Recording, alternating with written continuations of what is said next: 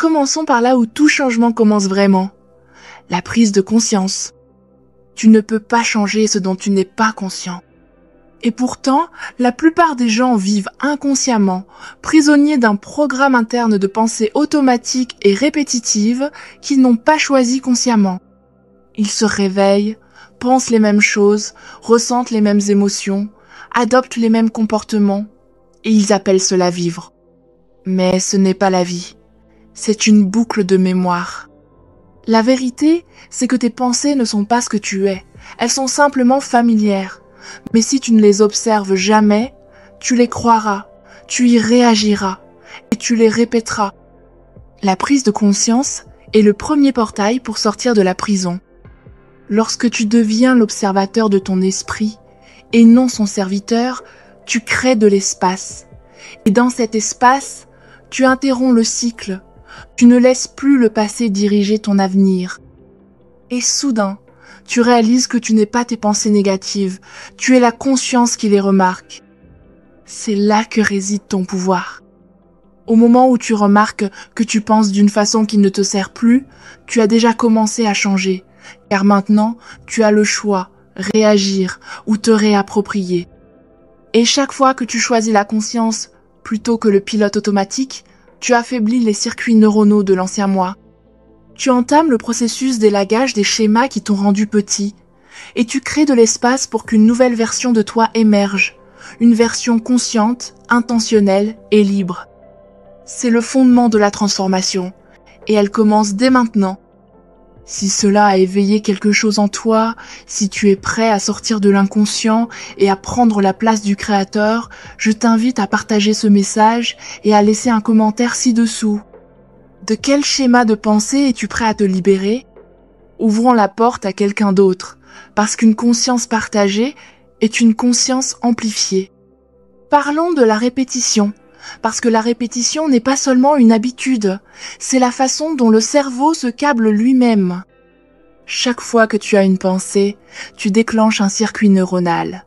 Active ce circuit suffisamment de fois et il devient un chemin câblé.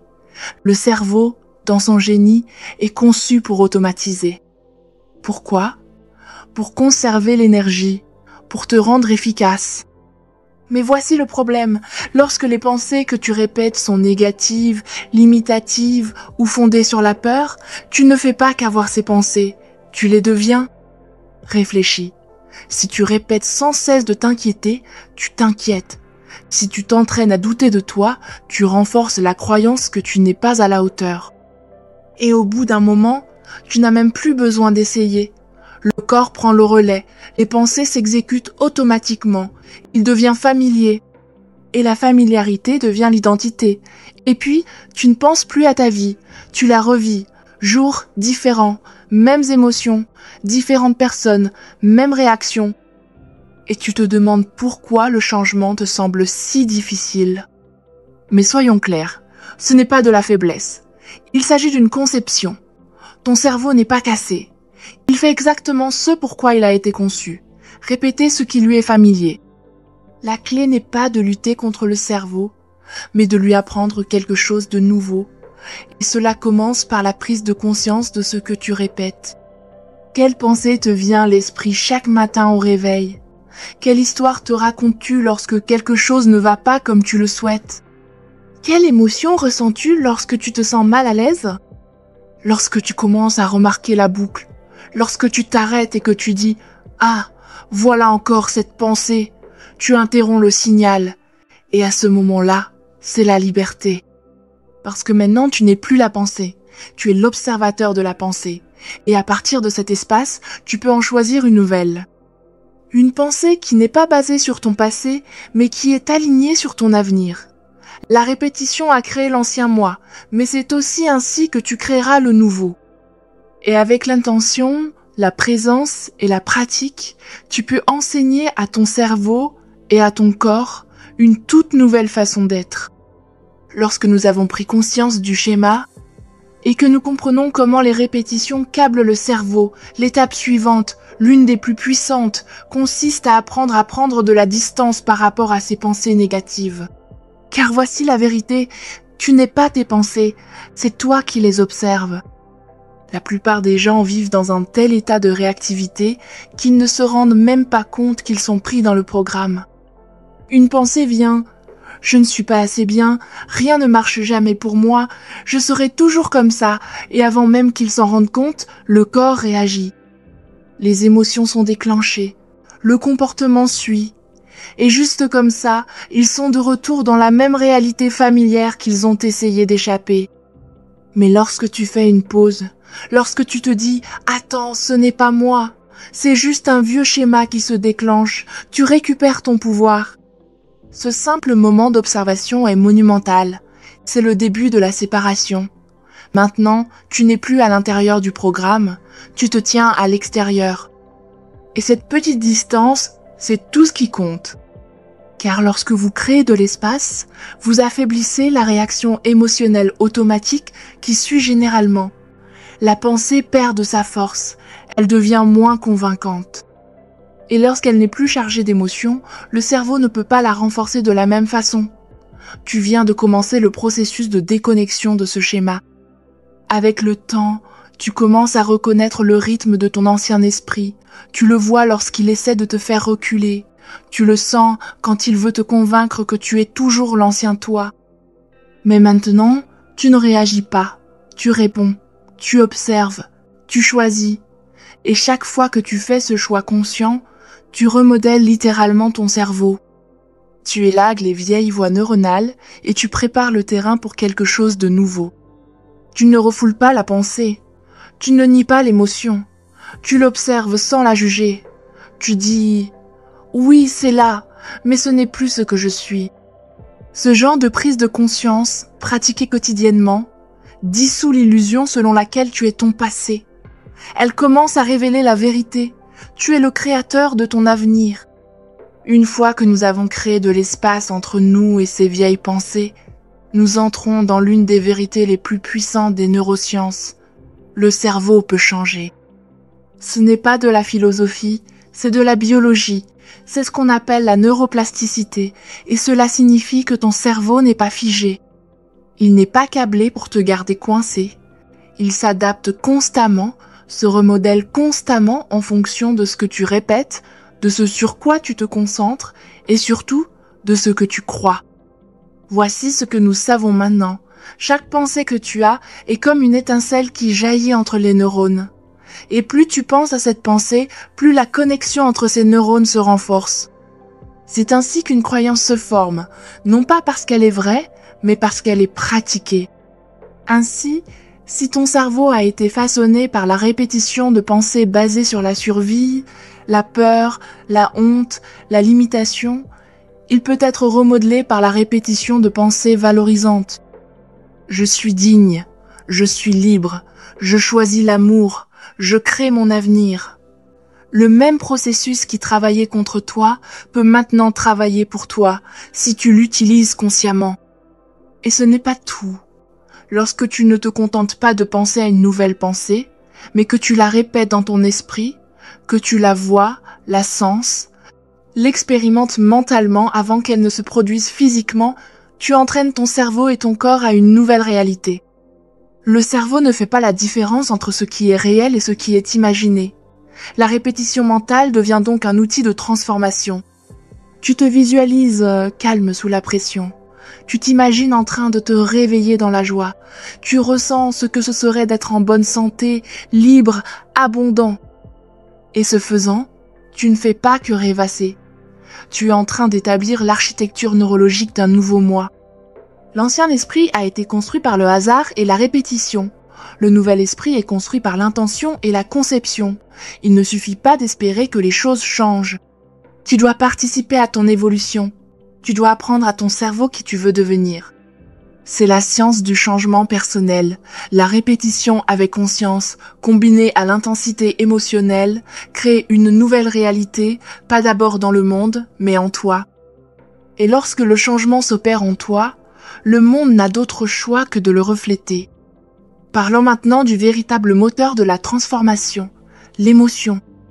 Tu vois, une pensée sans émotion n'est qu'un murmure dans le cerveau. Elle peut vaciller un instant, mais elle s'estompe. Mais lorsque tu associes une émotion puissante à une pensée, lorsque tu la ressens, tu l'ancres dans ton corps. C'est alors que la pensée devient une expérience. Et c'est à ce moment-là que le changement commence vraiment. L'émotion est la colle entre ton esprit et ton corps. C'est le langage du subconscient. C'est pourquoi les souvenirs dont tu te souviens le mieux sont ceux qui sont chargés d'émotions, qu'il s'agisse de joie, de peur, de honte ou d'amour. Plus l'émotion est forte, plus l'empreinte est profonde. Que se passe-t-il donc lorsque tu commences à associer des émotions fortes, gratitude, inspiration, amour, liberté, à une nouvelle pensée ou à une vision de ton futur moi? Tu signales biologiquement à ton corps que l'événement s'est déjà produit. Tu ne te contentes pas de penser comme ton futur moi. Tu te sens comme lui, et ce sentiment est l'aimant. C'est ce sentiment qui commence à attirer de nouvelles expériences vers toi. La gratitude est particulièrement puissante parce qu'elle dit « c'est déjà fait ». Lorsque tu éprouves de la gratitude avant que la chose n'arrive, tu effondres le temps. Le cerveau et le corps n'attendent plus de preuves dans l'environnement, ils les créent en interne. Et c'est le début de la maîtrise. La plupart des gens attendent que quelque chose d'extérieur à eux leur permette de se sentir mieux. Mais à partir du moment où tu décides de te sentir mieux en premier, tu reprends ton pouvoir. Tu arrêtes de vivre dans la réaction et tu commences à vivre dans la création.